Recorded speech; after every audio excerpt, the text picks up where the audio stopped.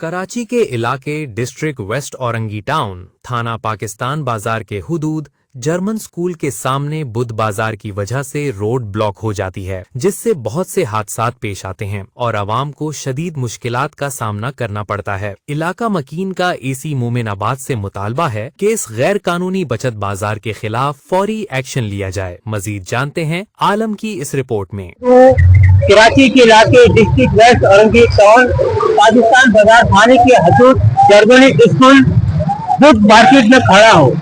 लिहाजा आप ये देख सकते हैं कि इस बुध मार्केट की वजह से ट्रैफिक जाम हो जाती है और जाम होने की वजह से यहाँ हादसा पेश आती है। तो लिहाजा टाउन नाज़िम से ये कहना है कि जल्द से जल्द एक्शन लिया जाए।